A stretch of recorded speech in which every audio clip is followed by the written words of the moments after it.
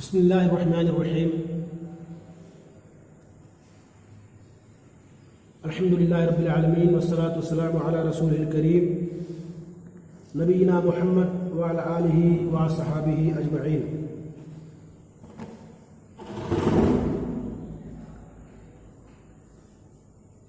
کل کے درس میں سورۃ الانفال کی آیت نمبر 67، 68، 69 کی تفسیر کرتے ہوئے یہ بات بتائی گئی تھی کہ اللہ تبارک تعالیٰ نے اس آیت میں ارشاد فرمایا کہ اللہ کے رسول صلی اللہ علیہ وسلم کے ہاتھوں میں قیدی نہیں آنی چاہیے جب تک کہ زمین میں خونریز لڑائی نہ ہو جائے۔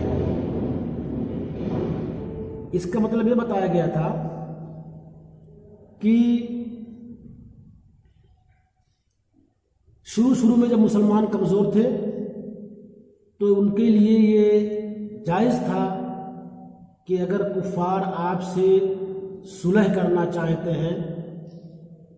کچھ دے لے کر کے تو آپ ان سے صلح کر لیجئے۔ یہ شروع کی بات تھی، لیکن جب مسلمانوں کی طاقت بڑھ گئی، مضبوط ہو گئے، تو اب ان کے لیے یہ بات جائز نہیں ہے کہ اس زمین پہ کفر کا غلبہ بھی ہو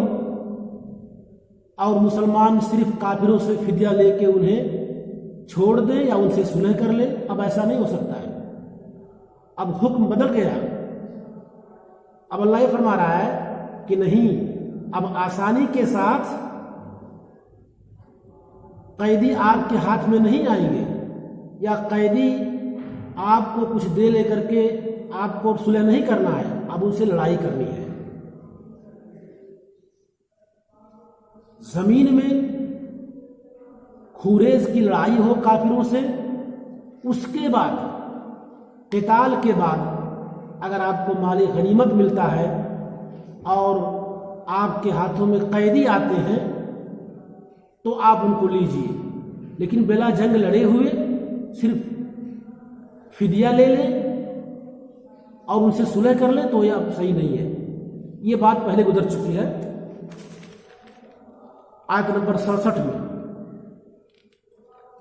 اور یہ بھی بتایا گیا تھا کہ تم لوگوں نے بدر کے قیدیوں سے فدیہ لے کر کے جو چھوڑ دیا تو یہ بات صحیح نہیں تھی، لیکن اللہ نے مواخذہ اس لیے نہیں کیا کیونکہ یہ کتاب میں پہلے سے اللہ تبارک تعالیٰ نے یہ بات لکھ دی تھی، آسمان میں لوح محفوظ میں یہ بات پہلے سے موجود تھی کہ اس امت کے لیے مال غنیمت حلال ہے، اس لیے اللہ نے مواخذہ نہیں کیا کہ ٹھیک ہے، دو جائز کاموں میں سے آپ نے ایک کام کیا، آپ کو اختیار تھا، جیسا کہ عمر فاروق نے مشورہ دیا تھا کہ ان کو قتل کر دو، ابوبکر صدیق نے مشورہ دیا تھا کہ نہیں ان کو آزاد کر دو کچھ لے کر کے، تو آپ نے دوسرا پہلو اختیار کیا۔ یہ بات پہلے سے لکھی ہوئی تھی، ورنہ آپ کو عذاب آ جاتا۔ اور دوسری وجہ یہ بھی بتائی گئی تھی کہ چونکہ جنگ بدر میں شامل ہونے والے صحابہ کرام کو اللہ نے معاف کر دیا، معافی کی بشارت دے دی، اس لیے بھی آپ کا مواخذہ نہیں ہوا۔ اور تیسری وجہ بتائی گئی تھی کہ چونکہ اللہ کے رسول صلی اللہ علیہ وسلم ان کے درمیان موجود تھے اور آپ کا موجود ہونا یہ مانع عذاب ہے، عذاب نہیں آ سکتا ہے، یہ تمام وجوہات کی بنا پر آپ کو عذاب نہیں پہنچا، ورنہ آپ نے جو کام کیا کہ فدیہ لے کر کے آپ نے انہیں چھوڑ دیا تو آپ پر عذاب پہنچ جاتا۔ لیکن چونکہ اب آپ نے لے لیا ہے تو اللہ نے فرما دیا کہ اس کو کھاؤ، یہ تمہارے لیے مال غنیمت حلال ہے، کھاؤ اور اللہ سے ڈرتے رہو اور آئندہ ایسی نوبت نہ آنے پائے۔ اللہ نے اس کو معاف کر دیا۔ اللہ تبارک تعالیٰ آگے ارشاد فرماتا ہے، بسم اللہ الرحمن الرحیم، یا ایھا النبی قل لمن فی ایدیکم من الاسری ان یعلم اللہ فی قلوبکم خیرا یؤتکم خیرا خیرا مما اخذ منکم ویغفر لکم واللہ غفور رحیم وَإِن يُرِيدُوا خَيَانَتَكَ فَقَدْ خَانُوا اللَّهَ مِن قَبْلُ فَأَمْكَنَ مِنْهُمْ وَاللَّهُ عَلِيمٌ حَكِيمٌ۔ یہ آیت نمبر 70 اور 71 ہے۔ اس میں اللہ تبارک تعالیٰ نے یہ ارشاد فرمایا ہے کہ اے نبی آپ کہہ دیجئے ان قیدیوں سے جو آپ کے ماتحت ہیں، جو آپ کے ہاتھوں میں ہیں، ان سے کہیے ان یعلم اللہ فی قلوبکم، اگر اللہ تبارک تعالیٰ تمہارے دلوں کی نیک نیتی کو دیکھتا جانتا، ان یعلم اللہ فی قلوبکم خیرا، تمہارے دلوں میں بھلائی دیکھتا، یؤتکم خیرا مما اخذ منکم، تو تمہیں دے گا، تمہیں عطا کرے گا اس سے بہتر جو تم نے دیا ہے، یعنی جو تم سے لیا گیا ہے اس سے بہتر اللہ تمہیں دے گا، اس لیے کہ اللہ تبارک تعالیٰ غفور رحیم ہے۔ اس آیت کی تفسیر کیا ہے؟ چونکہ بدر کے قیدیوں سے فدیہ لے کر کے چھوڑ دیا گیا تھا، یہ بات گزر چکی ہے، انہی لوگوں کے تعلق سے بات ہے کہ اے نبی ان سے کہہ دیجئے کہ تم سے جو فدیہ لے کر کے تمہیں آزاد کر دیا گیا ہے، اس کے بعد اگر اللہ تبارک تعالیٰ تمہارے دلوں میں بھلائی دیکھے، کیا مطلب؟ یعنی اگر تم اس کے بعد اسلام لے آؤ، کلمہ توحید کا اقرار کر لو، تو اسلام لانے کے بعد جو تم سے مان لیا گیا ہے فدیہ کے طور پہ، اس سے کہیں زیادہ اللہ تبارک تعالیٰ اپنی طرف سے مسلمانوں کو عطا کرے گا۔ اسلام لا کے دیکھو، تمہیں اس سے زیادہ مال ملے گا جو تم نے دیا ہے، اور یہی نہیں، دنیا میں مال بھی دے گا، اور اس طریقے سے اللہ تبارک تعالیٰ تمہارے گناہوں کی مغفرت بھی کر دے گا جو تم نے جاہلیت میں کیے ہیں اسلام سے پہلے، کیونکہ اللہ تبارک تعالیٰ غفور رحیم ہے۔ اس آیت کے تعلق سے کچھ اسباب ہیں اس کے نازل ہونے کے، اور کچھ تفصیل بھی ہے۔ وہ تفصیل کیا ہے؟ دراصل جنگ بدر کے قیدیوں میں اللہ کے رسول صلی اللہ علیہ وسلم کے چچا حضرت عباس رضی اللہ تعالی عنہ بھی آئے، چونکہ اس وقت اسلام نہیں لائے تھے، اور قریش کی طرف، قریش یعنی مکہ سے قریش کے ساتھ یہ لوگ بھی لڑنے آئے تھے، کفار کی طرف سے حضرت حمزہ بھی لڑنے آئے تھے، اور چونکہ اس لڑائی میں یہ بھی قید کر لیے گئے، میں نے بتایا تھا تقریباً 70 لوگ قید کر دیے گئے، اور اتنے ہی لوگ مار دیے گئے۔ تو ان قیدیوں میں اللہ کے رسول صلی اللہ علیہ وسلم کے چچا حضرت عباس بھی تھے۔ جب سب کو باندھ کر کے لایا گیا تو اللہ کے رسول صلی اللہ علیہ وسلم کو خبر ملی، اور ان کو مضبوطی کے ساتھ باندھ کر کے ایک جگہ رات میں اکٹھا کر دیا گیا۔ اللہ کے رسول صلی اللہ علیہ وسلم سوئے ہوئے تھے لیکن نیند نہیں آ رہی تھی۔ اس کے بعد آپ کے صحابہ کرام، آپ کے ساتھیوں نے پوچھا اللہ کے رسول آپ کو نیند نہیں آ رہی ہے کیوں؟ کہا کہ میرے چچا عباس رضی اللہ تعالیٰ عنہ کو قید کر کے لایا گیا ہے، اور شاید ان کو بہت سختی کے ساتھ مضبوطی سے باندھ دیا گیا ہے، اور ان کے کراہنے کی آواز میرے کانوں میں آ رہی ہے، اس لیے مجھے نیند نہیں آ رہی ہے۔ جاؤ تم ان کو آزاد کر دو، ان کے بندھن کو ڈھیلا کر دو۔ چنانچہ لوگ گئے، ان کے بندھن کو ڈھیلا کیا گیا، اس کے بعد آواز آنی بند ہو گئی، پھر آپ سو گئے۔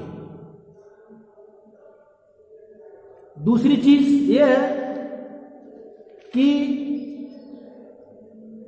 اللہ کے رسول صلی اللہ علیہ وسلم نے بدر کے موقع پہ فرمایا کہ میں جانتا ہوں بنی ہاشم کے کچھ لوگوں کو جو مکہ سے مجبور ہو کر کے نکلے ہیں ہم سے لڑائی لڑنے کے لیے، خوشی سے نہیں آئے ہیں بلکہ وہ مجبوری کی حالت میں آئے ہیں، لہذا جس شخص سے ان کی ملاقات ہو وہ کوئی ان کو قتل نہ کرے۔ ابو البختری ابن ہشام سے جس کی ملاقات ہو وہ بھی اسے قتل نہ کرے، عباس بن عبد المطلب سے جس کی ملاقات ہو وہ بھی انہیں قتل نہ کرے، کیونکہ یہ لوگ مجبور ہو کر کے نکلے، ان کو مجبور کیا گیا ہے۔ ابو حذیفہ ابن عتبہ نے کہا کہ کیا ہم اپنے باپ دادوں کو قتل کر دیں، اپنے بھائیوں کو قتل کر دیں، اپنے قبیلے کو کر دیں اور حضرت عباس کو چھوڑ دیں؟ ہم نہیں چھوڑیں گے۔ جب اللہ کے رسول صلی اللہ علیہ وسلم کو یہ بات پہنچی، یہ کس نے کہا تھا؟ ابو حذیفہ نے کہا تھا۔ جب اللہ کے رسول کو یہ بات پہنچی تو کہا اے عمر بن خطاب، کہہ رہے ہیں کہ عمر بن خطاب کا یہ کنیت اللہ کے رسول نے اس دن مجھے پہلی بار دی، تو کہا کہ اے عمر بن خطاب، کیا اللہ کے رسول کے چچا یعنی عباس مراد ہے کو تلواروں سے مار دو گے؟ عمر نے کہا کہ اللہ کے رسول مجھے رخصت دے دیجئے، میں ابھی اس کی گردن مار دیتا ہوں، اس کی گردن کو۔ یعنی ابو حذیفہ کو انہوں نے ایسی بات کہی کیونکہ وہ منافق ہو چکے ہیں، ایسی بات آپ کے چچا کے بارے میں انہوں نے کیسے کہی؟ بہرحال اس کے بعد میں انہوں نے ابو حذیفہ نے اپنے اس قول پہ نادم ہوئے، شرمندہ ہوئے، اور اس کے بعد اللہ سے توبہ کرتے رہے، گڑگڑاتے رہے، کفارہ بھی ادا کیا، اور اس کے بعد بھی وہ یوم الامامہ کے دن وہ شہید کر دیے گئے۔ تو یہ چند باتیں حضرت عباس رضی اللہ تعالیٰ عنہ کے تعلق سے تھی جنگ بدر میں، جو اس آیت کی تفسیر میں مفسر نے علامہ ابن کثیر نے ذکر کیا ہے۔ ایک اور واقعہ ذکر کرتے ہیں، کہہ رہے ہیں کہ جب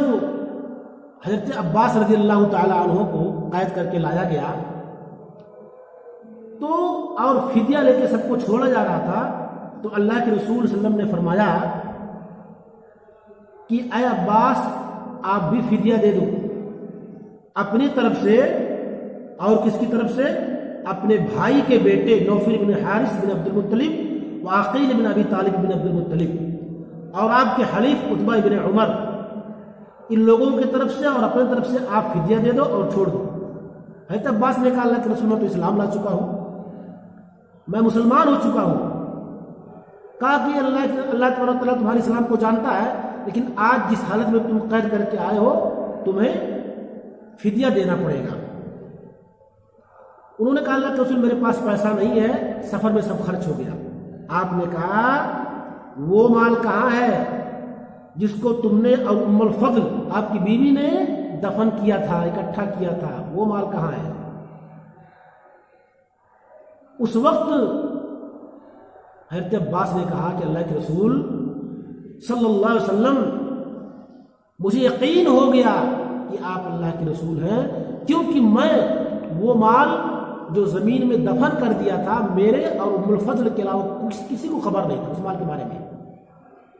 لیکن آپ کہہ رہے ہیں، اس کا مطلب کہ اللہ نے آپ کو بتا دیا اور آپ اللہ کے سچے رسول ہیں۔ بہرحال وہ انہوں نے اسلام قبول کر لیا اور کہا اللہ کے رسول میرے طرف سے یہ 20 اقیہ ہے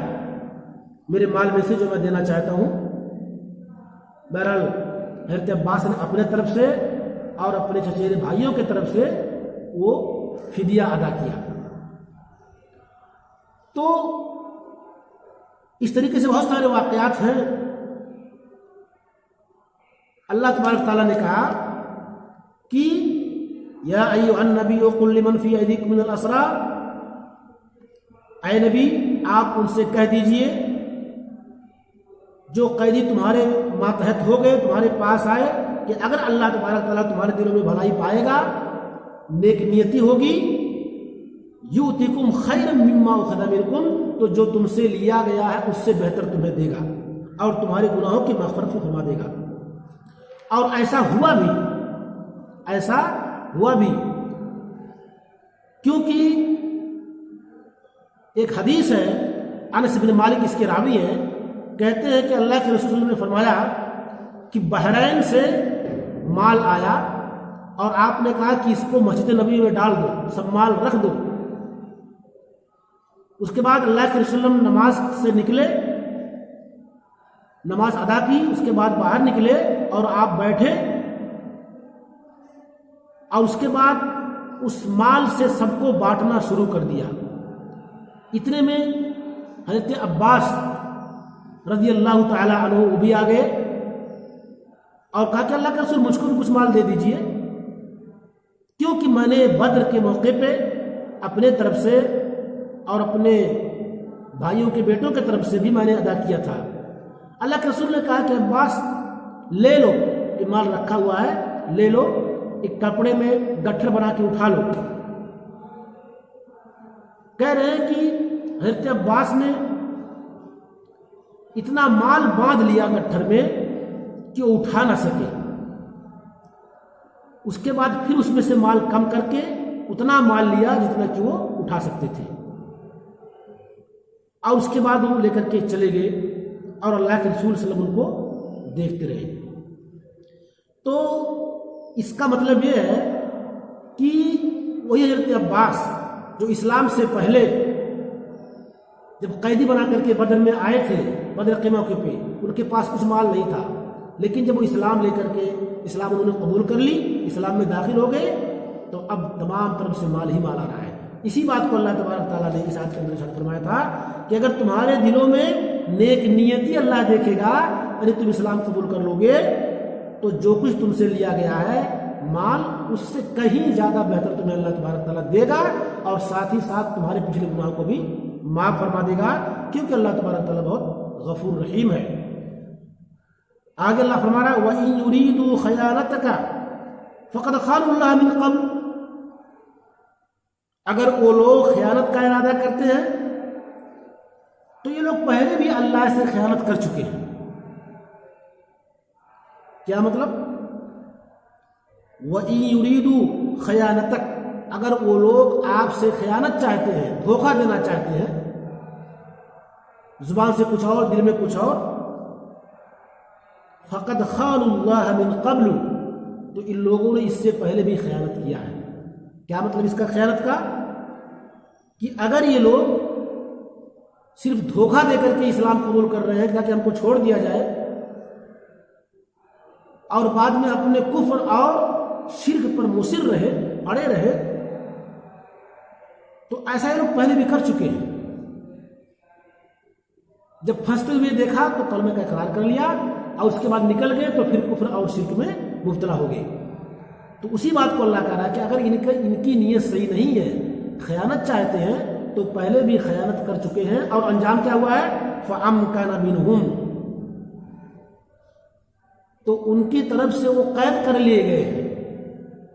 امکنہ کے معنی مضبوط ہونا، متمکن ہونا، گھیر لیے گئے۔ کیا مطلب؟ کہ جس طریقے سے انہوں نے جھوٹ بولا، بچ گئے اور اپنے کفر اور شرک پر باقی رہے، اور اس کے بعد آج ان کی حالت یہ ہو گئی کہ مسلمانوں نے انہیں قیدی بنا کے لے آئے، مسلمانوں کے ماتحت میں آ گئے، فَأَمْكَنَ مِنْهُمْ، تو گھیر لیے گئے، یعنی مسلمانوں نے ان کو قید کر لیا گیا۔ اس لیے دوبارہ اگر یہ لوگ یہی کام کریں گے، دھوکہ دے کر کے، جھوٹ بول کر کے آپ سے نکل جائیں گے، خیانت کرنے کی کوشش کریں گے، تو پھر ان کے ہاتھ ذلت اور رسوائی آئے گی، یہ بچ نہیں سکتے، جیسے کہ بدر میں ان کے ساتھ ہوا۔ واللہ علیم حکیم، اللہ تبارک تعالیٰ جاننے والا اور حکمت رکھنے والا ہے۔ تو یہ اس آیت کی تفسیر تھی، جس میں اللہ تبارک تعالیٰ نے کافروں کے تعلق سے اس بات کی وضاحت کر دی کہ اگر وہ لوگ اسلام قبول کر لیتے ہیں تو اللہ تبارک تعالیٰ انہیں مالا مال کر دے گا دنیاوی اعتبار سے اور آخرت کے بھی اعتبار سے۔ اسی کے ساتھ آیت نمبر 70 اور 71 کی تفسیر ختم ہوئی۔ باقی انشاءاللہ آگے کل درس ہوگا۔ وصلی اللہ علی نبینا محمد وعلی آلہ وصحبہ اجمعین۔ والسلام علیکم ورحمۃ اللہ وبرکاتہ۔